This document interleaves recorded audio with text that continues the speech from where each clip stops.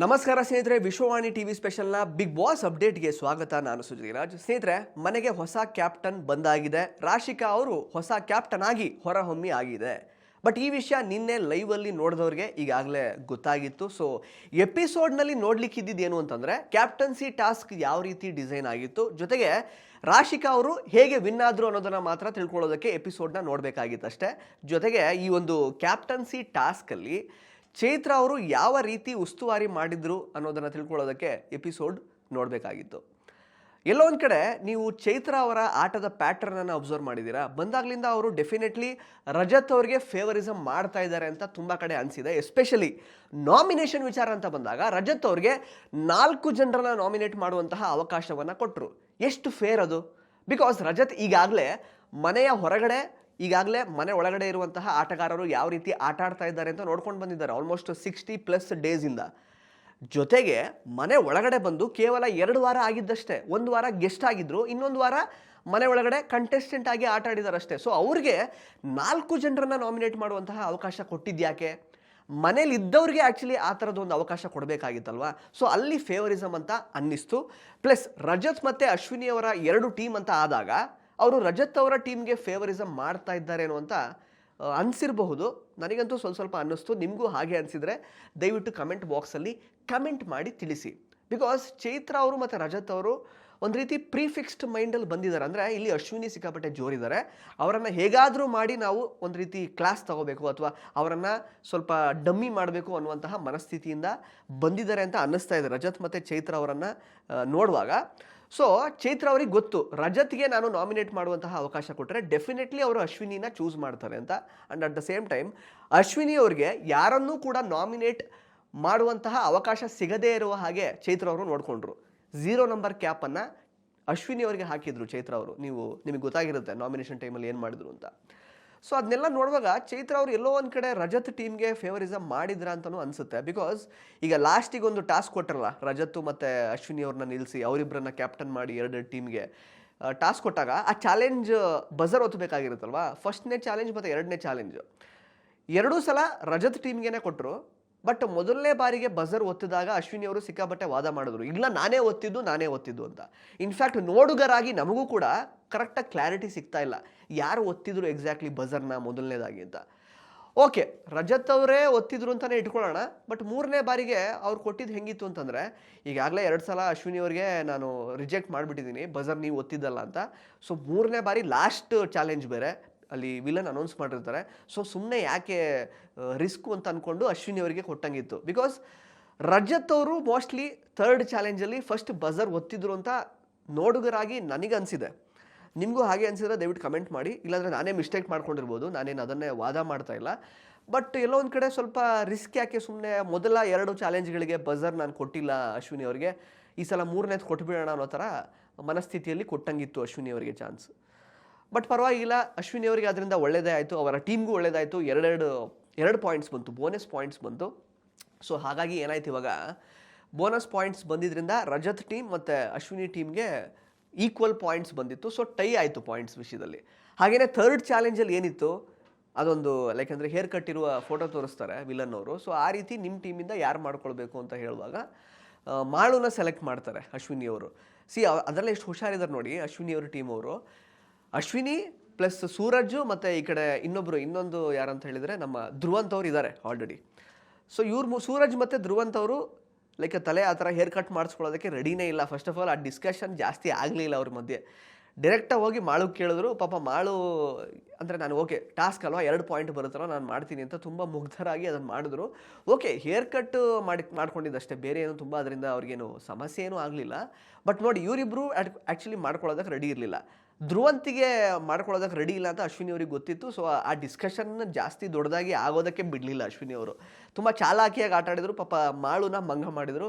But that is okay, ತುಂಬ ಏನು ಅದರಿಂದ ಅಂತ ಏನು ಹಾರ್ಶ್ ಒಂದು ಚಾಲೆಂಜ್ ಏನು ಆಗಿರಲಿಲ್ವಲ್ಲ ಇದು. ಮಾಳು ಅವ್ರು ಚೆನ್ನಾಗಿ ಕಾಣ್ತಾ ಇದ್ದಾರೆ. ಸೊ 2 ಪಾಯಿಂಟ್ ಕೂಡ ಬಂತು, ಪಾಯಿಂಟ್ಸ್ ಟೈ ಆಯಿತು. ಮತ್ತು ಅಶ್ವಿನಿ ಅವ್ರ ಟೀಮಿಂದ ಒಬ್ಬರನ್ನ ಸೆಲೆಕ್ಟ್ ಮಾಡಬೇಕು, ಈ ಕಡೆ ರಜತ್ ಅವ್ರ ಟೀಮಿಂದ ಕ್ಯಾಪ್ಟನ್ಸಿ ಓಟಕ್ಕೆ ಸೆಲೆಕ್ಟ್ ಮಾಡಬೇಕು ಅನ್ನುವಂತಹ ಆಪ್ಷನನ್ನು ವಿಲನ್ ಕೊಟ್ಟರು. ರಜತ್ ಅವರು ಲೈಕ್ ಅಂದರೆ ಬೇಸ್ಡ್ ಆನ್ ದ ವೋಟಿಂಗ್ ನಮ್ಮ ಕಾವ್ಯ ಅವ್ರನ್ನ ಸೆಲೆಕ್ಟ್ ಮಾಡ್ತಾರೆ. ಇಲ್ಲೂ ಕೂಡ ನೋಡಿ ರಾಶಿಕಾ ಅವರು ಕಾವ್ಯನ ಸೆಲೆಕ್ಟೇ ಮಾಡಲ್ಲ. ಅಂದರೆ ಅದು ಹುಡುಗಿರನ್ನ ಕಂಡ್ರೆ ಅದು ಆಗೋದೇ ಇಲ್ವಾ ಅಂತ, ಅದು ಯಾಕೆ ಅಂತ ಗೊತ್ತಿಲ್ಲ. ಬಣ್ಣ ಹಚ್ಕೋಬೇಕು, ಸ್ಪ್ರೇ ಹಾಕೋಬೇಕು ಅಂತ ಬಂದಾಗ ಅಯ್ಯೋ ಬೇಡಪ್ಪ ನಂಗೆ ಆಲ್ರೆಡಿ ಕಲರ್ ಇದೆ ಅಂತ ಹೇಳಿದಂತಹ ರಾಶಿಕಾ ಅವರು ಕಾವ್ಯ ಆ್ಯಕ್ಚುಲಿ ಏನು ಮಾತಾಡದೆ ಅವ್ರು ಒಪ್ಕೊಂಡ್ರು ಆ ಬಣ್ಣ ಎಲ್ಲ ಹಾಕೊಳ್ಳೋದಕ್ಕೆ. ಸೊ ಅವರಿಗೆ ಲೈಕ್ ಅಂದರೆ ಓಕೆ ಶಿ ಈಸ್ ಡಿಸರ್ವಿಂಗ್ ಅಂತ ಅಂದ್ಕೊಂಡು ನಮ್ಮ ರಜತ್ ಅವರು ಇನ್ಫ್ಯಾಕ್ಟ್ ಅವ್ರ ಬಾಲಲ್ಲೇ ಕೊಟ್ಟಿದ್ರು ಕೂಡ ಅವರೇ ಚೂಸ್ ಮಾಡಬೇಕಾಗಿರುತ್ತೆ. ಅವರು ಕಾವ್ಯನ ಚೂಸ್ ಮಾಡಿದ್ದು ಒಳ್ಳೇದಾಯಿತು ಒಂದು ರೀತಿಯಲ್ಲಿ. ಈ ಕಡೆ ವೋಟ್ಸ್ ಅಂತ ಬಂದಾಗ ನಮ್ಮ ಇವ್ರೆ ಅಂತ ಗಿಲ್ಲಿ ಆಗಿರ್ಬೋದು ಅಥವಾ ಇನ್ನೊಬ್ಬರೆಲ್ಲ ಆ್ಯಕ್ಚುಲಿ ಚೈತ್ರಾಗೆ ನಮ್ಮ ಕಾವ್ಯಗೆ ವೋಟ್ ಹಾಕಿದ್ರು, ಹಾಗಾಗಿ ಅಷ್ಟೇನು ಸಮಸ್ಯೆ ಆಗಿಲ್ಲ.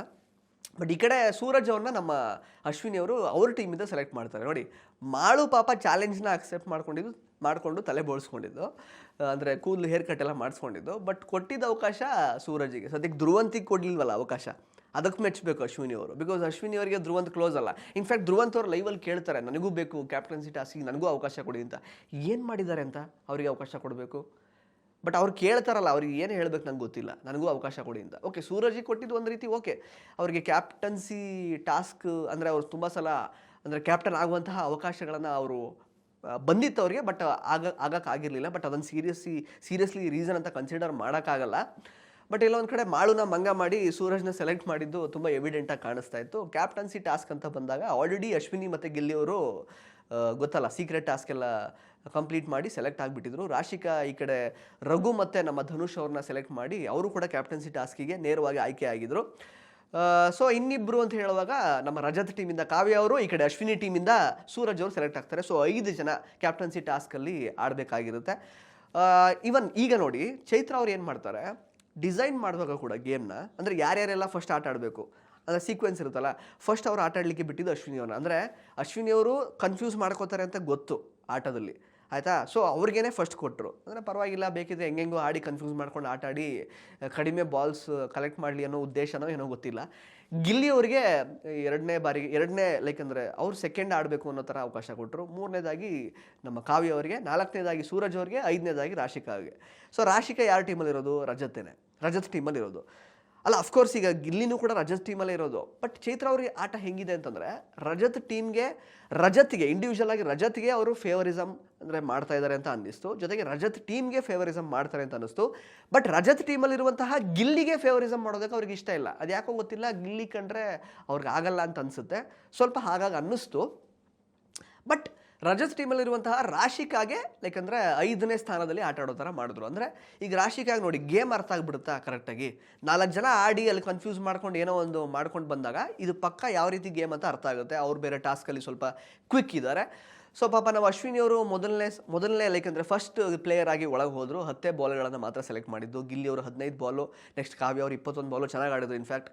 ನೆಕ್ಸ್ಟ್ ಅದಾದಮೇಲೆ ಸೂರಜ್ ಅವರು 26 ಬಾಲು, 29 ಬಾಲ್ಗಳನ್ನು ಸೆಲೆಕ್ಟ್ ಮಾಡಿದಂತಹ ರಾಶಿಕಾ ಅವರು ಕ್ಯಾಪ್ಟನ್ ಆಗಿ ಸೆಲೆಕ್ಟ್ ಆದರು. ಬಟ್ ಇಲ್ಲಿ ಸೂರಜ್ ಅವರಿಗೆ ಪ್ಲಸ್ ಗಿಲ್ಲಿ ಅವರಿಗೆ ಸ್ವಲ್ಪ ತಾರತಮ್ಯ ಮಾಡಿದ್ದು ನಮ್ಮ ಉಸ್ತುವಾರಿ ಚೈತ್ರ ಅವರು ಬಹಳ ಎವಿಡೆಂಟ್ ಆಗಿ ಕಾಣಿಸ್ತಾ ಇತ್ತು. ಅಂದರೆ ಒಂದು ಇಡೀ ಕ್ಯಾಪ್ಟನ್ಸಿ ಟಾಸ್ಕಲ್ಲಿ ಅವರು ಟೈಮರ್ನ ಉಪಯೋಗಿಸಲೇ ಇಲ್ಲ ಚೈತ್ರ ಅವರು, which is very wrong. Tick 1 tick 2 ಅಂತೆಲ್ಲ ಹೇಳ್ತಾರೆ ಆ್ಯಕ್ಚುಲಿ. ಹಾಗಂದ್ರೆ ಅದು ಹೆಂಗೆ ಸೆಕೆಂಡ್ಸ್ ಕ್ಯಾಲ್ಕುಲೇಟ್ ಆಗುತ್ತೆ? That was wrong. ಆ್ಯಂಡ್ ನಮ್ಮ ಗಿಲ್ಲಿ ಅವರಿಗೆ ಸುಮಾರು ಸಲ ಅದೇನೋ ಸೌಂಡ್ ಬರ್ತಾ ಇಲ್ಲ ಕೋಳಿದು ಅಂತ ತುಂಬ ಸಲ ಧನುಷ್ ಅವ್ರನ್ನ ಹೆಲ್ಪ್ ತೊಗೊಂಡು ಅದನ್ನು ಟೈಮ್ ಮಾಡಿಸಿದ್ರು. ಅಲ್ಲೇ ಸಮಯ ಹಾಳಾಗೋಯ್ತು ಆ್ಯಕ್ಚುಲಿ ಪಾಪ ಗಿಲ್ಲಿ ಅವ್ರದ್ದು. ಇವ್ರು ಟೈಮರ್ ನೋಡ್ಕೋಬೇಕಲ್ವಾ. ಸೂರಜ್ಗೂ ಹಂಗೆ ಮಾಡಿದ್ರು. ಬಟ್ ರಾಶಿಕಾಗೆ ಅವ್ರು ಸೌಂಡ್ ಕೇಳ್ತಾ ಇಲ್ಲ ಅಂತ ಸೂರಜ್ ಮತ್ತು ಕಾವ್ಯ ಎಷ್ಟು ಸಲ ಹೇಳಿದ್ರು ಕೂಡ ರಾಶಿಕಾ ಅವ್ರಿಗೆ ಒಂದೇ ಸಲ ಪಾಸ್ ಮಾಡಿದ್ದು. ಬಟ್ ಬೇರೆಯವರಿಗೆಲ್ಲ ತುಂಬ ಸಲ ಪಾಸ್ ಮಾಡಿದ್ರು. ಅಶ್ವಿನಿ ಅವರಂತೂ ಕನ್ಫ್ಯೂಸ್ ಆಗಿ ಏನೇನೋ ಮಾಡ್ಕೊಂಡ್ಬಿಟ್ರು. ಬರೀ 10 ಬಾಲ್ ಮಾತ್ರ ಅವರು ಕಲೆಕ್ಟ್ ಮಾಡ್ಕೊಂಡಿದ್ದು. ಗಿಲ್ಲಿಗೂ ಸ್ವಲ್ಪ ಅದೇ ಥರ ಆಯಿತು. ಗಿಲ್ಲಿಗೆ ಬರೀ ಈ ಕೋಳಿನ ಕಾಲಿಗೆ ಕಟ್ಟಿಸ್ಕೊಳ್ಳೋದ್ರಲ್ಲೇ ಟೈಮ್ ಹೊರಟೋಯ್ತಲ್ಲ. ಕಾವ್ಯ ಅವ್ರು ಇನ್ಫ್ಯಾಕ್ಟ್ ಚೆನ್ನಾಗಿ ಆಡಿದ್ರು. ಬಟ್ ರಾಶಿಕಾ ಅವ್ರಿಗೆ ಒಂಥರ ಫೇವರಿಸಮ್ ಮಾಡಿದ್ರು ಅಂತ ಅನ್ನಿಸ್ತು ಚೈತ್ರ ಅವರು. ನಿಮಗೂ ಹಾಗೆ ಅನಿಸಿದರೆ ಕಮೆಂಟ್ ಬಾಕ್ಸಲ್ಲಿ ಕಮೆಂಟ್ ಮಾಡಿ ತಿಳಿಸಿ. ಸೂರಜ್ ಅವ್ರಿಗೆ ಇದೇ ಕಾರಣಕ್ಕೆ ಅಸಮಾಧಾನ ಇದೆ. ಬಿಕಾಸ್ ಸೌಂಡೇ ಕೇಳಿಸ್ತಾ ಇರಲಿಲ್ಲ ನನಗೆ, ಅವರಿಗೆ ಪಾಸು ಕೊಟ್ಟಿಲ್ಲ ಚೈತ್ರ ಅವರು ಅಂತ ಅಂದ್ಕೊಂಡು ಅವರು ಅಶ್ವಿನಿ ಅವ್ರ ಹತ್ರ ಮಾತಾಡ್ತಿದ್ರು. ಬಟ್ ಅಶ್ವಿನಿ ಅವ್ರ ಬಗ್ಗೆ ಲೈಕ್ ಟಾಸ್ಕ್ ವಿಚಾರದಲ್ಲಿ ನಾನು ತುಂಬ ಅವ್ರ ಪರ ವಹಿಸ್ಕೊಂಡು ಮಾತಾಡ್ಲಿಕ್ಕೆ ಹೋಗಲ್ಲ. ಬಿಕಾಸ್ ಅವ್ರು ಸಿಕ್ಕಾಪಟ್ಟೆ ಕನ್ಫ್ಯೂಸ್ ಆಗ್ತಾರೆ. ಎಷ್ಟೇ ಈಸಿ ಟಾಸ್ಕ್ ಕೊಟ್ಟಿದ್ರು ಅವ್ರು ಕನ್ಫ್ಯೂಸ್ ಆಗಿದ್ದಾರೆ. ಬಟ್ ಅವ್ರ ವಿಷಯದಲ್ಲಿ ಓಕೆ, ಅವರು ಸುಮ್ಮನೆ ವಾಯ್ಸ್ ರೈಸ್ ಮಾಡ್ತಾ ಇದ್ದಾರೆ ಅಂತ ಅಂದ್ಕೊಳ್ಬೋದು. ಬಟ್ ಸೂರಜ್ ವಿಷಯದಲ್ಲಿ ಸ್ವಲ್ಪ ಚೈತ್ರ ಅವರು ಎಲ್ಲೋ ಮಂಗ ಮಾಡಿದ್ರು ಅಂತ ಅನಿಸುತ್ತೆ. ಸ್ವಲ್ಪ ಅವರು ಮಿಸ್ಲೀಡ್ ಮಾಡಿದ್ರು. But that's fine. ಈಗ ರಾಶಿಕಾ ಅವ್ರು ಕ್ಯಾಪ್ಟನ್ ಆಗಿ ಹೋಗಿದೆ. ಅಕಸ್ಮಾತ್ ವೀಕೆಂಡಲ್ಲಿ ಏನಾದರೂ ಉಸ್ತುವಾರಿ ತುಂಬ ಕಳಪೆ ಆಗಿತ್ತು ಅಂತ ಏನಾದರೂ ಚೈತ್ರ ಅವ್ರಿಗೆ ಕ್ಲಾಸ್ ತಗೋತಾರ ಏನೋ ಗೊತ್ತಿಲ್ಲ, ನೋಡಬೇಕು. ಬಿಕಾಸ್ ಆ ಬಜರ್ ಒತ್ತಿದ ವಿಷಯ ಯಾಕೆಂದರೆ ಲಾಸ್ಟ್ 3ನೇ ಚಾಲೆಂಜ್ ವಿಷಯದಲ್ಲಿ ರಜತ್ ಅವ್ರು ಐ ಥಿಂಕ್ ಫಸ್ಟ್ ಬಜರ್ ಒತ್ತಿದ್ರು ಅನಿಸುತ್ತೆ. ಬಟ್ ಅದನ್ನು ಇವ್ರು ಕರೆಕ್ಟಾಗಿ ಗೇಜ್ ಮಾಡಿಲ್ಲ. ಜೊತೆಗೆ ಎಸ್ಪೆಷಲಿ ಕ್ಯಾಪ್ಟನ್ಸಿ ಟಾಸ್ಕಲ್ಲಿ ಟೈಮರ್ನ ಯೂಸ್ ಮಾಡದೇ ಇದ್ದಿದ್ದು, ಪ್ಲಸ್ ಎಲ್ರಿಗೂ ಈಕ್ವಲ್ ಆಗಿ ಟ್ರೀಟ್ ಮಾಡದೇ ಇದ್ದಿದ್ದು. ಸೌಂಡ್ ಬರದೇ ಇದ್ದಾಗ ಎಲ್ರಿಗೂ ಪಾಸ್ ಮಾಡಬೇಕು ಅಥವಾ ಕಟ್ಟಿಸ್ಬೇಕಲ್ವ. ರಾಶಿಕ್ ಅವ್ರಿಗೆ ಆ ಥರದ್ದು ಪಾಸ್ ಎಲ್ಲ ಒಂದೇ ಸಲ ಮಾಡಿದವರು. ಸೊ ಹೀಗಾಗಿ ತುಂಬ ಗೊಂದಲ ಅಂತೂ ಆಯಿತು. ಚೈತ್ರ ಅವ್ರಿಗೆ ಏನು ಅಂತಂದರೆ, ಸುದೀಪ್ ಸರ್ ಹೇಳಿದಾರಲ್ಲ, ಉಸ್ತುವಾರಿಯಲ್ಲಿ ಪರಿಣಿತಿಯನ್ನು ಹೊಂದಿದ್ದಾರೆ ಅಂತ ಒಂದು ಮಾತು ಹೇಳ್ತಾರೆ ಅವ್ರಿಗೆ. ಇನ್ಫ್ಯಾಕ್ಟ್ ಬಿಗ್ ಬಾಸ್ ಕೂಡ ಅವ್ರನ್ನ ಒಳಗಡೆ ಬಂದಾಗ ಉಸ್ತುವಾರಿಯಲ್ಲಿ ತಮ್ಮದೇ ಆದಂತಹ ಚಾಪನ್ನು ಮೂಡಿಸಿರುವಂತಹ ಇವರು ನಮ್ಮ ಚೈತ್ರ ಅಂತೆಲ್ಲ ಹೇಳಿದ್ರಲ್ಲ, ಮೋಸ್ಟ್ಲಿ ಅದನ್ನು ಸೀರಿಯಸ್ ಆಗಿ ತಗೊಂಡ್ಬಿಟ್ಟಿದ್ದಾರೆ. ನಾನೇನೋ ನೆಕ್ಸ್ಟ್ ಲೆವೆಲ್ ಉಸ್ತುವಾರಿ ಅಂತ ಅನ್ಕೊಂಡ್ಬಿಟ್ಟಿದ್ದಾರೆ ಅನ್ಸುತ್ತೆ ಚೈತ್ರ ಅವರು. ಅಶ್ವಿನಿ ಅವರು ಬಂದು ಉಸ್ತುವಾರಿ ಕೇಳಿದಾಗ ಮತ್ತು ಗಿಲ್ಲಿ ಅವರು ಕೂಡ ಪ್ರಶ್ನೆ ಮಾಡ್ತಾರೆ ಚೈತ್ರ ಅವ್ರಿಗೆ, ನೀನು ತಪ್ಪು ಮಾಡಿದೆ ಕಣಕ, ನೀನು ಟೈಮರ್ನ ನೋಡ್ಕೊಂಡಿಲ್ಲ ಅಂತ. ಆಗಲೂ ಕೂಡ ಅವರು ಅದನ್ನು ಕೇಳಿಸ್ಕೊಳ್ಳೋಕ್ಕೆ ರೆಡಿ ಇಲ್ಲ. ಉಸ್ತುವಾರಿ ವಿಷಯದಲ್ಲಿ ನನ್ನ ಹತ್ರ ನೀವು ಮಾತಾಡೋಂಗೆ ಇಲ್ಲ, ಯೋಗ್ಯತೆನೇ ಇಲ್ಲ ಅನ್ನೋ ಥರ ಎಲ್ಲ ಹೇಳಿದ್ರು. ಪ್ಲಸ್ ಅಶ್ವಿನಿ ಅವರಿಗೆ ಚೈಲ್ಡ್ಗಳ ಹತ್ರ ಮಾತಾಡೋ ಅವಶ್ಯಕತೆ ಇಲ್ಲ ಅಂತಲೇ ಹೇಳಿದ್ರು. ರಜತ್ ಕೂಡ ಅದಕ್ಕೆ ಒತ್ತಾಸೆಯಾಗಿ ನಿಂತ್ಕೊಂಡ್ರು. ಇನ್ಫ್ಯಾಕ್ಟ್ ಆ ಒಂದು ಡಿಸ್ಕಷನಲ್ಲಿ ಅದರದ್ದು ಪ್ರೋಮೋ ಎಲ್ಲ ರಿಲೀಸ್ ಆಗಿತ್ತಲ್ಲ ನಿನ್ನೆ, ಚೈತ್ರ ಮತ್ತು ರಜತ್ ಅವರು ಅಶ್ವಿನಿ ಜೊತೆ ಜಗಳ ಆಡೋದು. ಅಂದರೆ ತುಂಬ ಇವ್ರಿಗೆ ಆಟ ಆಡೋಕ್ಕೆ ಬರಲ್ಲ, ಯೋಗ್ಯತೆ ಇಲ್ಲ, ಸುಮ್ಮನೆ ಮಾತಾಡ್ತಾರೆ. ಮತ್ತು ಕುಂಟೆ ಬಿಲೆ ಆಡು ಅಂತಂದ್ರು ಯಾವ ಕಾಲು ಕುಂಟ್ಲಿ ಅಂತೆಲ್ಲ ಹೇಳ್ತಾರೆ. ಆ ಥರದ್ದೆಲ್ಲ ಸಿಕ್ಕಾಬಟ್ಟೆ ಚೆನ್ನಾಗೇ ಅಂದರೆ ಬೆವರಿಳಿಸಿದ್ರು ಅಶ್ವಿನಿ ಅವ್ರದ್ದು. ಬಟ್ ಅಶ್ವಿನಿ ಅವ್ರು ಕೇಳಿದ ಪಾಯಿಂಟಲ್ಲಿ ಒಂದೊಂದು ವಿಷಯದಲ್ಲಿ ಅರ್ಥ ಇತ್ತಲ್ವ. ಸೂರಜ್ಗೆ ಆ್ಯಕ್ಚುಲಿ ಸ್ವಲ್ಪ ಫೇವರಿಸಮ್ ಮಾಡಲಿಲ್ಲ ಅಂತ ಅನ್ನಿಸ್ತು. ಅಂದರೆ ಫೇವರಿಸಮ್ ಅನ್ನೋದಕ್ಕಿಂತ it was not A fair game ಅಂತ ಅನಿಸಿದಂತೂ ಹೌದು ಚೈತ್ರ ಅವರು ಆಟ ಆಡಿದ್ದು. ಬಟ್ ಇದಕ್ಕೆಲ್ಲ ಉತ್ತರ ಸಿಗುತ್ತಾ ವೀಕೆಂಡ್ ಪಂಚಾಯಿತಿಯಲ್ಲಿ ಗೊತ್ತಿಲ್ಲ, ನೋಡಬೇಕು. ಒಟ್ಟಾರೆಯಾಗಿ ಚೈತ್ರ ಅವರ ಮೋಸದಾಟ ಅಂತ ನನಗೆ ಕಂಪ್ಲೀಟಾಗಿ ಹೇಳೋಕ್ಕಾಗಲ್ಲ. ಬಟ್ ಅವ್ರಿಗೆ ಲೈಕ್ ಕನ್ಫ್ಯೂಸ್ ಆಗಿರ್ಬೋದು. ಬಟ್ ಉಸ್ತುವಾರಿ ಅನ್ನೋ ಕಾರಣಕ್ಕೆ ಅವರು ನನ್ನ ತಪ್ಪನ್ನ ನಾನೇ ಒಪ್ಕೊಂಡ್ಬಿಟ್ರೆ ಒಂಥರ ಚಿಕ್ಕವಳಾಗ್ಬಿಡ್ತೀನಿ ಅಂತ ಆಮೇಲೆ ಒಪ್ಕೊಳ್ಳೋದೇನೂ ಇರ್ಬೋದು. ಮೋಸ್ಟ್ಲಿ ಕಿಚ್ಚ ಸುದೀಪ್ ಸರ್ ಎದುರುಗಡೆ ಒಪ್ಕೊಳ್ಬಹುದೇನೋ, ಗೊತ್ತಿಲ್ಲ. ಬಟ್ ತಪ್ಪಂತೂ ಆಗಿದೆ. ಫೇವರಿಸಮ್ ಮಾಡಿದ್ದಾರೆ ರಜತ್ ಟೀಮ್ಗೆ ಅನ್ನೋ ಥರ ಅಂತೂ ಅನಿಸಿದೆ. ಅವ್ರಿಗೆ ಗಿಲ್ಲಿ ಕಂಡ್ರೂ ಆಗಲ್ಲ, ಅಶ್ವಿನಿ ಅವ್ರನ್ನ ಕಂಡ್ರೆ ಕೂಡ ಆಗಲ್ಲ ಅನ್ನೋ ಥರ ಕೂಡ ಅವರು ಬಿಹೇವ್ ಮಾಡಿದ್ದಾರೆ. ನಿಮಗೂ ಹಾಗೆ ಅನಿಸಿದರೆ ಕಮೆಂಟ್ ಬಾಕ್ಸಲ್ಲಿ ಕಮೆಂಟ್ ಮಾಡಿ ತಿಳಿಸಿ. ಒಟ್ಟಿನಲ್ಲಿ ಚೈತ್ರ ಅವರ ಮೋಸದಾಟ, ರಾಶಿಕಾ ಅವ್ರಿಗೆ ಕ್ಯಾಪ್ಟನ್ ಪಟ್ಟ, ಸೂರಜ್ಗೆ ಸ್ವಲ್ಪ ಪೀಕ್ಲಾಟ ಇವಾಗ. ಅಂದರೆ ರಾಶಿಕಾ ಗೆದ್ದಿದ್ದ ಬಗ್ಗೆ ಖುಷಿ ಇದೆ ಅವ್ರಿಗೆ, ಬಟ್ ಹೆಂಗೆ ಗೆದ್ದರು ಅನ್ನೋದ್ರ ಬಗ್ಗೆ ಸ್ವಲ್ಪ ಅವರಿಗೆ he is not okay with that. ನಿಮಗೆ ನಿನ್ನೆ ಎಪಿಸೋಡ್ ಬಗ್ಗೆ ಏನು ಅನಿಸ್ತು ಅಂತ ದಯವಿಟ್ಟು ಕಮೆಂಟ್ ಬಾಕ್ಸಲ್ಲಿ ಕಮೆಂಟ್ ಮಾಡಿ ತಿಳಿಸಿ. ಹಾಗೆಯೇ ಕಿಚ್ಚನ ಪಂಚಾಯಿತಿ ಇವತ್ತು ಯಾರಿಗೆಲ್ಲ ಯಾವ್ಯಾವ ವಿಷಯಕ್ಕೆ ಕ್ಲಾಸ್ ತಗೊಳ್ಬೇಕು ಕಿಚ್ಚ ಅವರು, ನೀವು ಯಾರನ್ನ ಕ್ಲಾಸ್ ತಗೊಂಡ್ರೆ ಒಳ್ಳೇದು ಅಂತ ನೀವು ಭಾವಿಸ್ತಾ ಇದ್ದೀರಾ, ಎಲ್ಲವನ್ನು ಕೂಡ ಕಮೆಂಟ್ ಬಾಕ್ಸಲ್ಲಿ ಕಮೆಂಟ್ ಮಾಡಿ ತಿಳಿಸಿ. ಧನ್ಯವಾದ. ಇಂಟ್ರೆಸ್ಟಿಂಗ್ ಮತ್ತು ಇನ್ಫಾರ್ಮೇಟಿವ್ ವಿಡಿಯೋಗಳನ್ನು ಮಿಸ್ ಮಾಡ್ಕೋಬೇಡಿ, ಈಗಲೇ ಸಬ್ಸ್ಕ್ರೈಬ್ ಮಾಡಿ.